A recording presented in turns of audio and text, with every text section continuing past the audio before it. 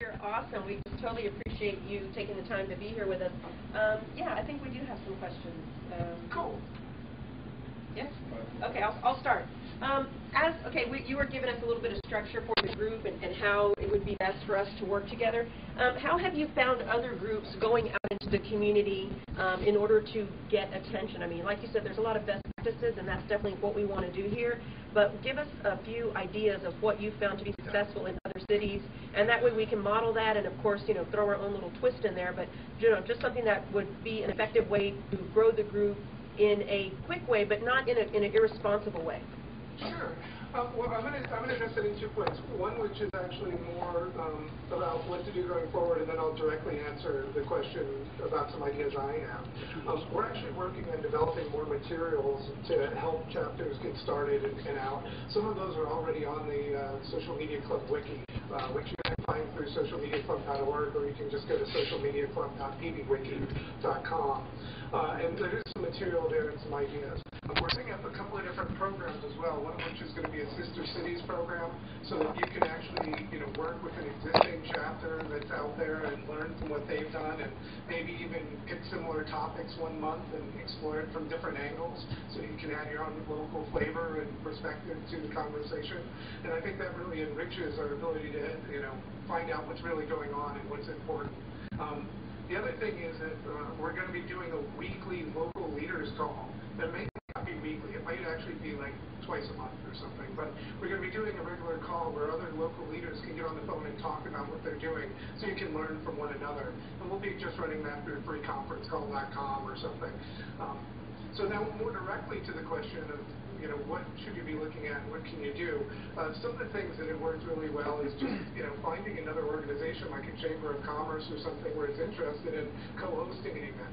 So, for instance, gosh, I can't remember who did that.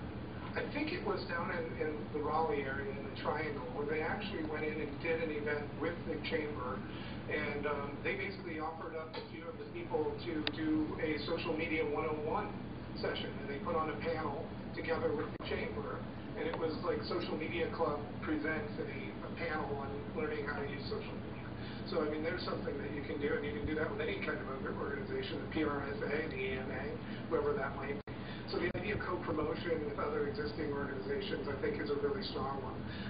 The other one is that really, a lot of people approach it from trying to build the group into size, and that's okay. But it doesn't need to be, 150 people every week in order for it to be of value. So I just want you to remember that. I don't know how many people are there right now because I can't see you. We've got about 15 people here. Perfect. You're going to find that if next month you get 20 or whatever around there, maybe even more than that, that these are going to be the meetings that you cherish most, because the interpersonal connections that you can have, the conversations you can have, are much stronger than when you have, 150 people in the room. But we can also scale that as well, and of course that creates more business opportunities and networking opportunities. So it's good to be big, it's good to be small. There's benefits and disadvantages to both. But in terms of what to do next and how to do it, the main thing is to find out who the local bloggers are, find out different companies, and just invite them in. Who are the people that you think should be there, who should be a part of the conversation. I've seen in some markets like Boston, which grew very large, very quick, and is one of the most successful ongoing chapters that are a part of Social Media Club, that they became very PR-centric because the people who started it were PR practitioners. They're like, I don't want to go hang out with the PR people. They're just going to sell me their crap. So, but that doesn't need to be that way. It's up to the individuals to, make it different and shape it in your own way. So I really encourage you to get in touch with the local universities or community colleges, which I understand where you're at right now, and to get students there, and to get, PR people, journalists for the local newspapers, and get, business people, and get people from the government, and to just try to invite a couple of different key people each time, and, try to find a way to include them in the conversation and some of the planning stuff. Chris, I have a question.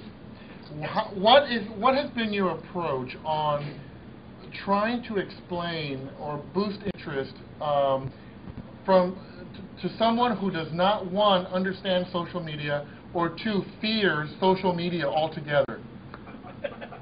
Never heard that question. I've been saying for 10 years that if I can't see it in the whites of their eyes, I'm not going to bother talking to them. And I don't mean that fully, 100%, because the world is gray. It's not black and white so much and everything. But I don't fight people to try to get them to understand why this is important and why they need to do it. A lot of people have different perspectives. Some may be valid, some may be invalid. But you have to know who it is you're talking to. And if you bump into somebody who's really stubborn in their ways and is really very, adamant about social networks are a waste of time and it kills my productivity and my employees are wasting time and goofing off all day, you're not going to very easily convince them that Facebook is the place where their company should be. So I actually encourage you, to really be smart about where you invest your time and effort in trying to do that, or else you're going to end up like the missionaries trying to convert people who don't speak your language, and it becomes fruitless, and you'll become frustrated more than anything else. Because there's so many people who do understand it, who are embracing it, who are trying to make a difference, who are worth the time to invest into support, where you'll end up feeling more satisfied and get better results out of it at the end of the day. That said, what we're really focusing on, and while I lost my book deal a couple of weeks ago, I'm still working on it, but I've retitled the book in the short term to be Social Media Champions. And I use the word champions distinctly from evangelist because these are people who are actually trying to help their companies or their organizations win through social media.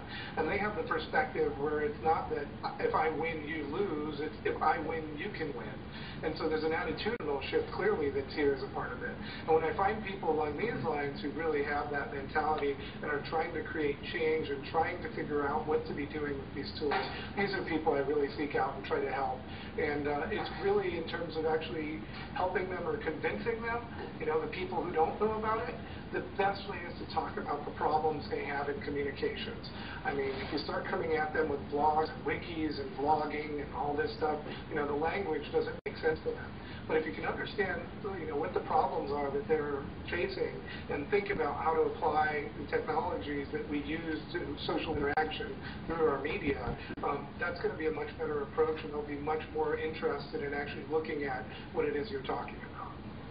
Do you think it's possible that that social media could generate, I guess, so much of a buzz that it kind of saturates, it saturates the audience with too much about it, and it gets to the point where nobody's really focusing anymore on the actual goals and the actual successes and things that you can use social media for, and instead are just kind of just throwing it out there and, like you said, trying to convert people who don't understand. Sure. So let me get a clarified thing. Are you talking about where in a given market where too many people are talking about like some issue via social media, or are you talking about the fact that the more people participate, there's an increase of noise and it's harder to find signal, or are you talking about the potential death of social media because it becomes a buzzword? I would say your second and third question are really what I'm asking, okay, because I've been around it so much that... So there's clearly a problem with noise, and that's where, look, I don't really use an RSS reader every day, and the reason why is because I'd have to be reading, 3,000 blogs. I can't. There's just too much. So my filters for determining where stuff bubbles up to me of importance is done through events like this where I get to meet people and they talk to me about things, by following a few key headlines, and through Twitter for one of the main ones. And I browse through a few Twitter accounts of people who I know who I'm trying to find out what it is they're reading and they're interested in. And then ultimately I rely on people to talk to me about what's important and what's going on and what's out there. And occasionally I'll check into TechMeme or some of the other pieces or some specific community sites. So the noise thing is definitely a problem, and it's just where everyone's going to have to determine their own process for information consumption. And I think that the next generation of the semantic web, or Web 3.0, or whatever you call it, is going to be marked by smart agents who are going to be able to provide us more of that information that matters to us most. And it's going to have a whole bunch of different ways of valuing and determining that. And, some of that will go away. But even recently, I've been dealing with some problems with the Commons, which is, and I haven't written a post on this yet, but the Commons has no collective memory sometimes, especially when there's always new entrants coming in. And we experience this, but particularly with the social media press release, which is an effort I was really pushing a couple of years ago, and I kind of backed off on a little bit. And one of the reasons why I had to back off of it is because every month or two, somebody would come in who didn't bother to read all the materials, who didn't know what it was we were talking about, saw the concept, attacked the concept, and as a result, made us all tried to make the people behind it look bad or whatever they were trying to do to promote themselves. And we had to go back and explain, no, look, this isn't going to save all of PR, this isn't going to do this, we never said it was going to do this. What we think is it's a better way to structure information to help people write about it and tell their own story on it. And that's the difference. And when you have to keep retelling that basic story, every month, it's really, unfortunately, from my perspective at least, doesn't allow me to move forward. It ends up being a little waste of energy. There is some issues here in terms of the noise, in terms of the new entrants, and some of the other stuff that, I don't have a lot of great solutions for, but, we clearly have to acknowledge that they're there and they exist, and continue to find new ways to trust people. And I think the same way that the New York Times and Wall Street Journal have built trust on is the same way that individuals will, and the way that we'll learn how to do this is that over time, through consistency of action and results and accuracy, you know who to trust and who not to trust, where to turn for information and where not to. And as a result of that, you can kind of put some blinders on and focus in the places where you're getting real signal and less noise. And that's it. There's a whole bunch of interesting reputation stuff coming out as well within community systems that is still being played with, so that'll help a lot as well. As far as the last point, in terms of other social media, the buzzword, like Web 2.0 was a buzzword. Everyone hated that in the beginning. It grew, it became an entire industry. Now it's kind of waning a little bit. We're going to see some similar things with that, clearly, with the phrase social media. I've been defending, keeping the phrase social media because I think this is part of a, longer trend. Which is probably we're in year 2 or 3 of a 10-year cycle, if the .com era was any indicator of it. And, keeping that social model grew, it became an entire industry. Now it's kind of waning a little bit. We're going to see some similar things with that, clearly, with the phrase social media. I've been defending, keeping the phrase social media because I think this is part of a, longer trend. Which is probably we're in year 2 or 3 of a 10-year cycle, if the .com era was any indicator of it. And, keeping that social modifier up front, I think is very important. And I think the biggest challenge is still many people, rightfully or wrongly, use the term social media to reference the tools or to reference the content alone. And Ian Kennedy from Yahoo, who's now in charge of my blog, I believe, had the best definition I've ever gotten when I was out doing research on this, which is, social media isn't the thing, it's what we do with the things. It's the process of sharing. It's the process of being social more than anything else.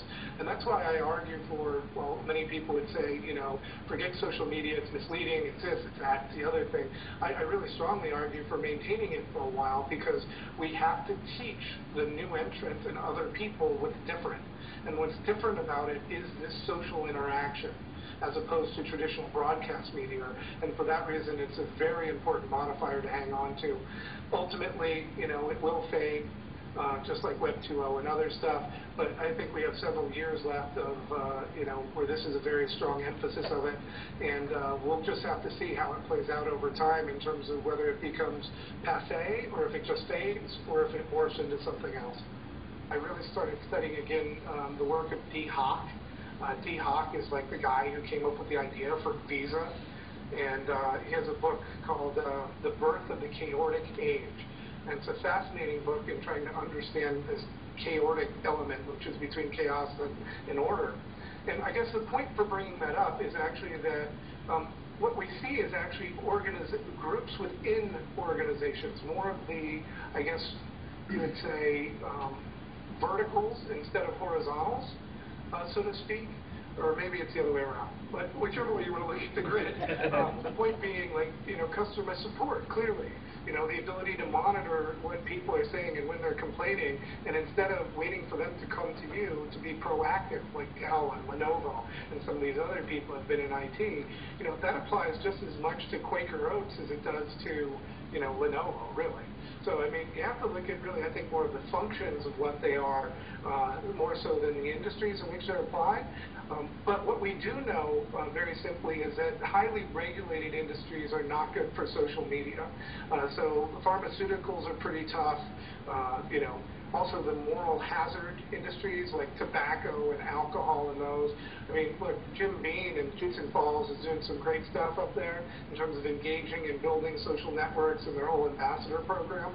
But, there are cases where if you don't have the right people there, you end up in big flame wars. I don't think like a social media community around right to life versus abortion would be very fruitful, for instance, because you just end up with a lot of people, getting mad at each other instead of coming together and sharing as much. But then when you start looking at the other stuff where it makes sense, there's a lot of opportunity in B2B industries, but there's not a lot of evidence yet of people who have done well with it, because they're a little more reluctant, because they're looking to see which of their peers are actually engaging in this, social media, social networking activities. But I think that over time we're going to see a lot more B2B, and for the short term, clearly it's the consumer packaged goods and electronics and automotive and some of the traditional big categories that are really the stronger industries. Thank you. Chris, what do you, let's go back to the social media press release. What do you see? Oh no, please. Oh, come on. I followed that from the beginning when you started it. Where do you see that happening, and where do you see it going long term? Yeah, well, we basically transitioned the leadership behind it to the IABC because they had resources that they were going to put behind it. And it's moving along slowly but surely.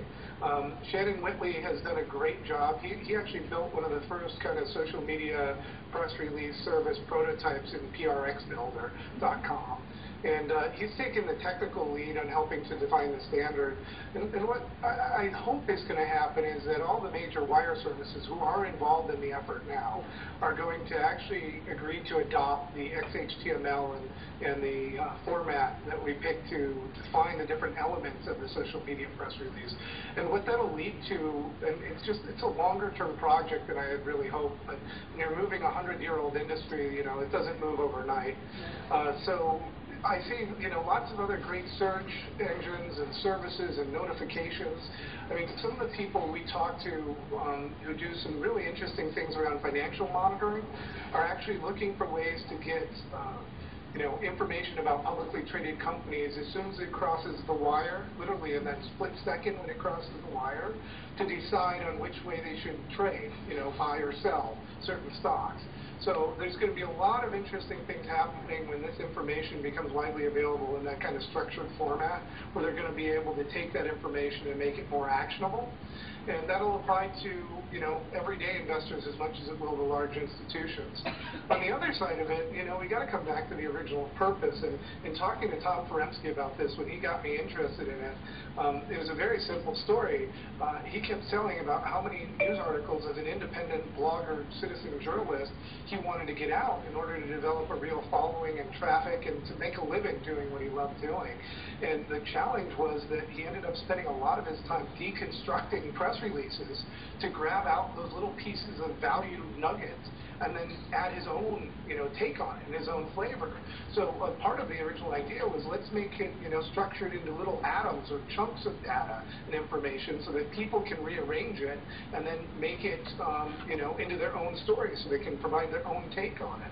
And of course, the challenge is that most of the PR industry is still holding on to the concept that they can control the message, and not understanding that what you really need to control is the meaning, and try to continue to ensure that the meaning is delivered. And we can do that through conversation, and you can do that by presenting facts and helping to put that into context of it.